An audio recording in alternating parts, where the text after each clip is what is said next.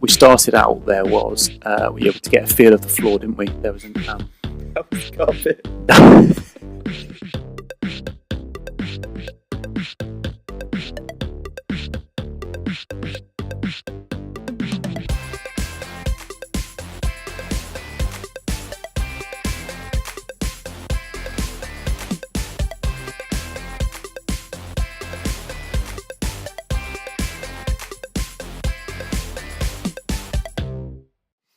We started. We did a wander of the floor to have a look. I was queuing up. You didn't get in because you had cheap seats, cheap tickets. We looked around. They had obviously a Nintendo stall, a Sony and an Xbox One. There was an indie section. There was a retro gaming section. There was the over 18s bit upstairs. So we just got a feel for the place. Then we started out at the Nintendo stall. They've played Bayonetta 2, gave that a go. One thing I did like about the Nintendo area, because they have lots of people queuing there. One of the good things they did in this queue was a guy was walking around with a DS, giving people a chance to play other games. So that was actually pretty cool, because in all the other queues, there was no one doing anything. We offered to play Kirby and Pokemon. Yeah, so that was pretty good. So I played a bit of Bayonetta 2. It's potentially the one game I was looking forward to in terms of the whole Wii U library, and could possibly get me to buy one. However, saying that, I did play a bit. Firstly, it was like the same demo that has been used in not E3 just gone. I think it was from the E3 before, so it's like a year and a half old, that demo, which didn't help because I'd seen footage of it a long time ago, and while it was nice to actually play it, it didn't quite have the wow factor that the original game had, like back in 2010 I think it came out. And I played that at Eurogamer Expo as well, like the year before, in 2009, so it's going back like 5 years. So I suppose it was sort of more of the same. However, since that demo came out, they have revealed a lot of new stuff. So I don't think the demo quite did it justice. So. Not long after, we went to play Arkham Knight. Now this was thought. Yeah, we got in the queue, Arkham Knight. It was inside. It was an enclosed area, wasn't it? Yes. And so we were like, okay, right. So we queued up. Half an hour passed, people going in. As we got closer, and the trailers ended, we did notice it said battle mode available at E3. So obviously we thought again they just nicked it straight from E3. Yeah, so it's going to be the multiplayer demo. So yeah. So we were like, okay, it's not a single player. It'll be a multiplayer thing. Not my preference, but we thought, okay, well, we'll still get to play the game, so that's cool.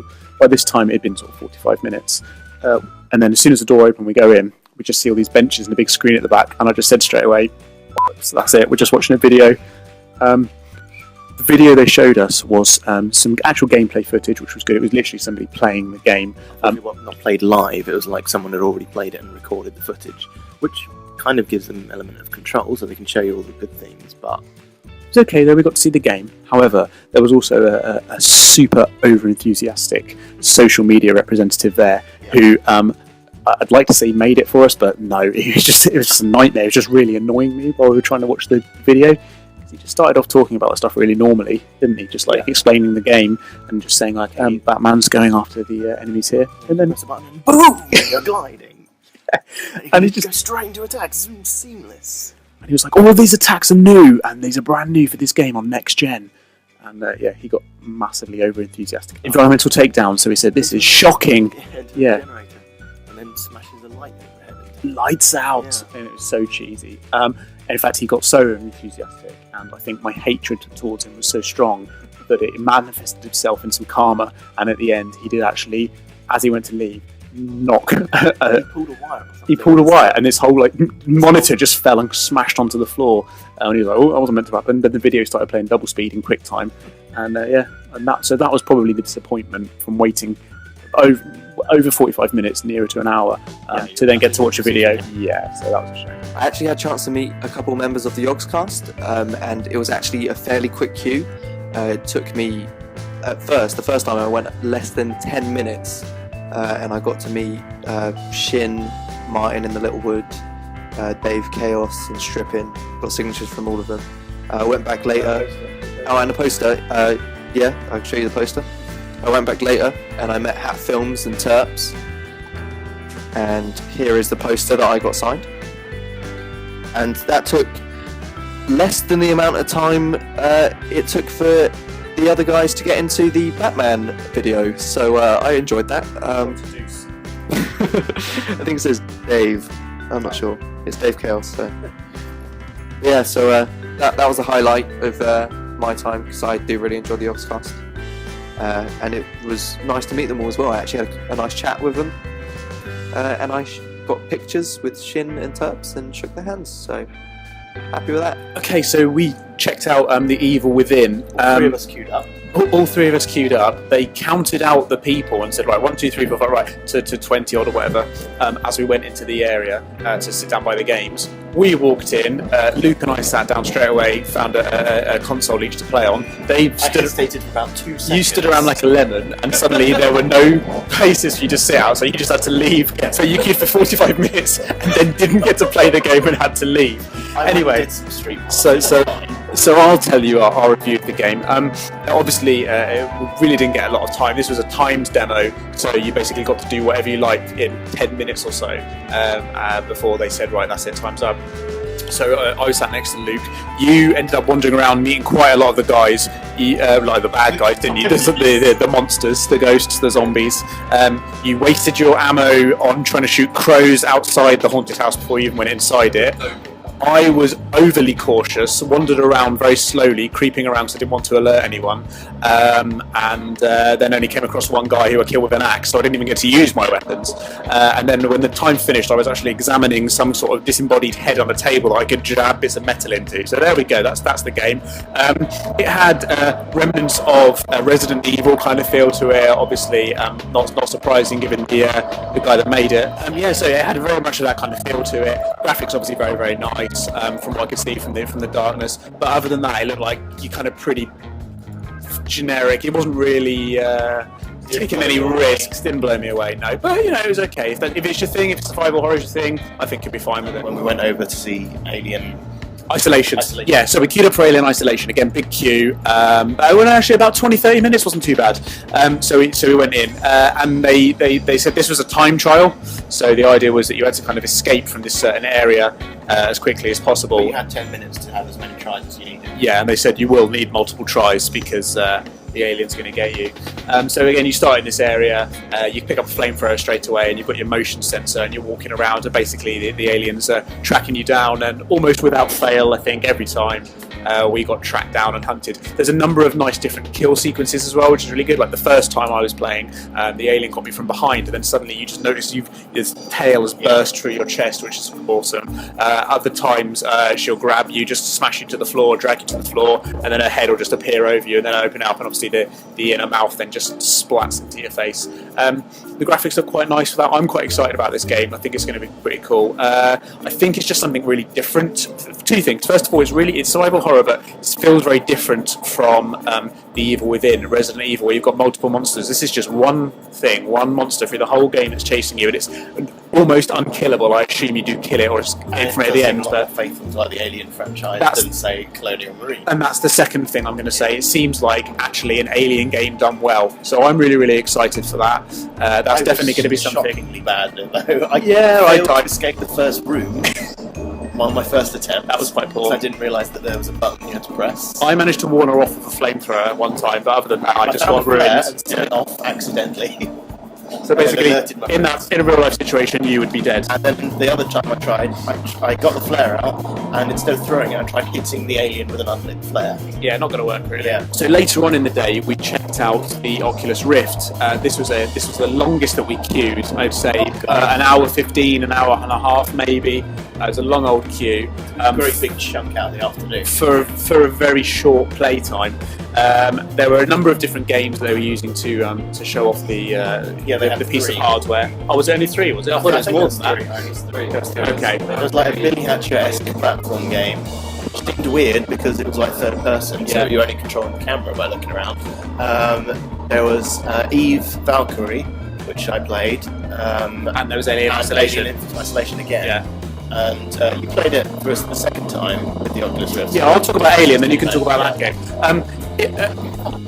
Immediately it was, I know it sounds cheesy, but it was more immersive because it's suddenly, you're looking around, and rather than using an analog stick, you are literally using your eyes and your head to move, which is really cool. When you bring up the motion sensor, you see the hand, and it's in 3D, you can see this 3D hand there, and it doesn't follow you wherever you go. When you look, it's there the whole time, and you actually have to use your eyes and move to look at it, which was a bit weird at first, kind of unnerving to get used to, but the 3D works really nicely, or it did for me. The graphics weren't quite as sharp as watching it on a big HD screen.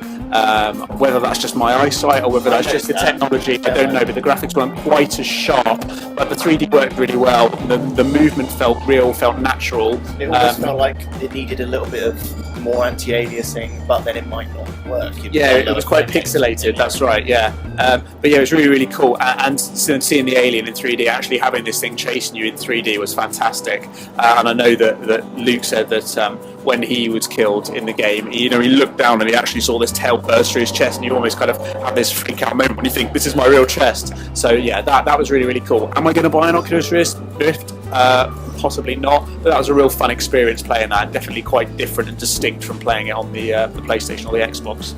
You played? I played EVE Online. I think a mech-based game that used like more cross with a bit of a flight sim, flying around in space in like a cockpit of some kind of mech or spaceship. Again, I had similar, like not freak out, but a little bit unnerving when you're looking down and you can see your own padded spacesuit, and you're holding the Xbox 360 controller, and in the game you're holding a flight stick.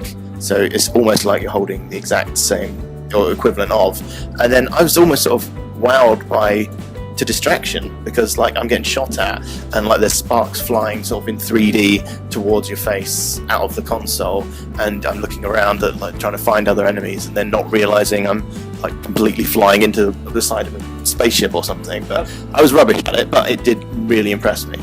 Immersive, as I say, is a cheesy phrase for it, but I think that's the best way to describe it. I'm not a big fan of 3D film. I hate going to the cinema and watching 3D films. I'd always go and see the 2D version, but this was different because you're fully immersed in it. This virtual reality is. And the other difference was you were playing multiplayer with real other people. Yeah. Imagine if you buy an Oculus Rift, you'd be limited in terms of what you can actually play alone. Yeah. I love how we go. I played Far Cry 4 until I died. You can ride elephants. It's awesome. That's it. That's it. It reminded me of Far Cry 3. I literally only played it like for 5 seconds. Yeah, we played the new Lara Croft game, Lara Croft and the Temple of Osiris. It was very similar to the previous game, Guardian of Light, but I don't know. Again, we'll have to wait till the full game to see like how much new stuff there is, but. It seemed pretty good. The graphics in particular looked very nice, despite the isometric viewpoint. One thing we didn't have a chance to mention is that you played the new WWE game, since you are a bit of a keen wrestling fan. Yeah, I'm a big WWE fan, so I checked the game out in the PlayStation section. So it's WWE 15. You got to play as one of 4 wrestlers. I won't go into who they were because most of you won't care, but then you got to play an exhibition game, either a normal match or no holds barred, which is what I chose. And actually somebody else came up to play with me, which was quite cool. So we actually got to have a proper 2-player game. Was there any like standout character or wrestler that they've specifically put in this game to sell it or something? Yeah, they've offered Sting as a pre-order incentive. From the police? Yes, from the police, yeah. Nice. No, you get 2 versions of Sting, because again, you won't know this, but Sting's never wrestled in WWE. He's finally just signed a contract with them, so to kind of... Okay. I don't know if he's going to wrestle, he hasn't yet, I'm hoping he will, but yeah, you get to play as him. So it's got loads of classics in as well, like I think it's got Hulk Hogan in, I think that's Stone Cold Steve Austin, The Rock. They often put those in the game.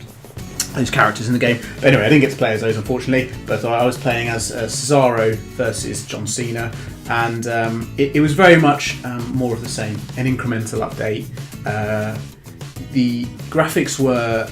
Yeah, as a next-gen game. As the first one for what is now current gen, they were noticeably better, and actually for me the animations were noticeably nicer as well, and they actually looked a bit more like people and real wrestlers doing moves as opposed to the robots that they've looked like in some of the previous games. So that was cool. The big question though is it enough to get you to buy the game? From what I've seen from that demo, probably not, because it's more of the same. I think if you've got the last one, it's very much like the FIFA games. If you've got the last one, it's not going to be much of an update. But if you're a fan of it, then I think you're going to like this. And seeing as this, I think, is the first one specifically built for the new generation, then it's probably going to tempt quite a few people. That's fair. So then our final port of call for the day was the retro section, and I think it was the guys who organised like the replay events across the country. Sort of brought all of their collection of obscure consoles and unique peripherals and controllers and things like we saw the DK bongos, Sam Amiga maracas, DJ Hero turntable, arcade machines, and various other devices scattered around. No dance machines, unfortunately. I know. Oh yeah. I suppose they are considerably more expensive than like a controller for a console. Yeah, true. Considering you'd need like an entire. The arcade machines, I should mention, were like custom-made ones that play like hundreds of ROMs. Yeah, those emulators, aren't they? Yeah, They've got loads yeah. of games on them. So yeah, what did we actually play in the retro section? we played Micro Machines 2, Yes. didn't we, on the Mega Drive? That was a good laugh, except for the fact that someone's controller didn't work. Yeah, so we had a bit of unlucky with the old controllers, or with the B button that didn't work on the Mega Drive one, and I played with the Dreamcast controller that had half of the analog stick broken off. That was Soul Calibur. Oh yeah, Got yes. some footage of. Yeah, Soul Calibur was good. We played Virtua Tennis, didn't we? Yeah. Luke played some Pokemon game. Oh, Pokemon Colosseum, I think, Yeah. on N64, because he hadn't played it before, and he said it was rubbish. There were a couple of things we tried, weren't there? Star Fox. Yeah, Star Fox, you played a bit of Terminator. Wasn't the best, but well, No. you'd expect from a movie licensed game in the 90s. Yeah. But I expect The Lion King or Aladdin. That's what I expect. that doesn't involve Disney. Toy Story. Oh no. Well, the time didn't involve Disney, did it? Toy Story. Borderline. And Luke played some game on the PC Engine as well, which I haven't even seen a PC Engine in real life. Yeah. It, IRL. yeah. The PC Engine is the Japanese name for the TurboGrafx Graphics. 16, Yeah. which I think was released in this country, but in like a very limited number. So It's one of, Super isn't it rare, one yeah. of the ones that the Wii Virtual Console has? yes, games yeah, for? you can Yeah, get some yeah. TurboGrafx 16 on the Wii Virtual Console. I found it a bit ironic that we were having like more fun playing some like retro Dreamcast games and Micro Machines from like 15, 20, 25 What does year that old say games. about us? Is that our? Is that more sort of our devotion to like the nostalgia aspect? Yeah, this is it. Or is it the state of the gaming industry today? It's probably a bit, Bit of of both. both? Yeah, maybe a bit of both. There's definitely a nostalgia element, you know. Yeah. and- Although saying that, Luke hadn't played Power Stone at all before. Yeah. And he enjoyed playing Power Stone too. yeah. Well, I mean, a good game will be a good game Yeah. forever. Yeah. But it's a bit unfair to say that there's no good new games coming out because that's not true either. Yeah, no. The fact that we were queuing for like 5 minutes to play a Dreamcast compared Yeah. to an hour to play Or 5 minutes. not play in some cases. Or not play, yes. Either because it was just a video or because you forgot to sit down. I thought that was a bit of a running theme though, because like when we were playing all of the new like AAA games, we did keep referring back to the phrases like, you know, more of the same, you know, it's like this, but you know, it's got a few more added features, but if you like that, you like this. And I think that's why I liked Alien Isolation so much. I'm not saying it's the only game with new ideas, but Yeah, I think it's yeah. the only one that we played that's got some new ideas. Yeah, I think which it's is like different. I think you'll have to go back to like some of the PS2 survival horror games, like, you know, Clock Tower and Demento and various other games like that that Project have like Zero. yeah, but they haven't done like survival horrors where you're being pursued by one antagonist in a long time. I think. Not that I'm aware of, No. anyway. And not And in such a probably- mainstream as having like the Alien license. Yeah, and possibly, don't quote me on this, but the first to be Western developed, because a lot of those tend to be Japanese. Yeah, games. true. I'm just excited about there being a good Alien game. Yeah. Overall thoughts on EGX? Worth going? Yes. Yeah. Are we sold on some of the new games coming out? Not necessarily. But did we really expect to be? Was there really anything that I don't know. biggest disappointment, would you say? I would say, for me, not getting to play Arkham Knight, because I really like those games. And I think, considering the gameplay that we saw, I think they could have put together a demo. I'm not as hyped for Arkham Knight as you are, but that's because my favourite in the series was Arkham Asylum, because I like the condensed corridors and the Metroid style, map exploration aspect compared to the sandbox open world city. I mean, look at me. I'm wearing a Batman shirt. I'm a big fanboy, so you know, that's an element of that. So that was my biggest disappointment, I would say. I would say my combined best bit and worst bit was it was really cool to play the Oculus Rift. I took one look at the queue when we first arrived and I was like, we're not going to get to play that. Yeah. But then we actually did bother queuing up for it, and I was really excited to like get and have a go at it. And it kind of met most of my expectations. Like, it was as good as I thought it would be and possibly a little bit better. However, having like the limited number of choice of games to play on it and only playing it for like literally under 5 minutes after an hour of queuing was pretty disappointing at the time. But in hindsight, I'm glad we did. Yeah, well, you got to play longer than I did because I played Alien Isolation and died within 3 minutes. So yeah. Did you only get like one go at the challenge then? Yeah. Yeah. Okay. I'm glad I didn't pick that then because I'd be out in even quicker time. Yeah, exactly. Would you go next year? Yeah, I think we'll go back next year. There we go. So must have been a success. In summary, then, same time next year. And that's the sound of a train. Yep, yeah, that's a train. When the train moves away, you might be able to hear me. You might be able to hear me now. Probably not. This was only me and Daniel going to see the Batman. What? It's just got noisier. It's like, maybe I could be no. Here's our train. Is it? Yeah, actually it is. I've just interrupted, thanks. How romantic.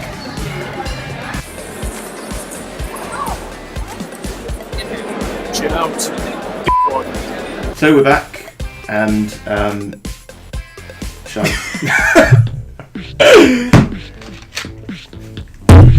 I suppose. Okay.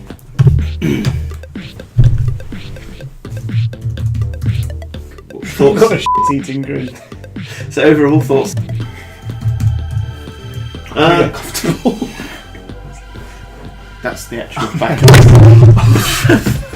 Sake. Oh! You destroyed the sofa And my smacked own the neck. cushion. Yeah. Bye. Don't know why I did that. Don't be bang. So I did a silly face as well. I don't want to embarrass myself.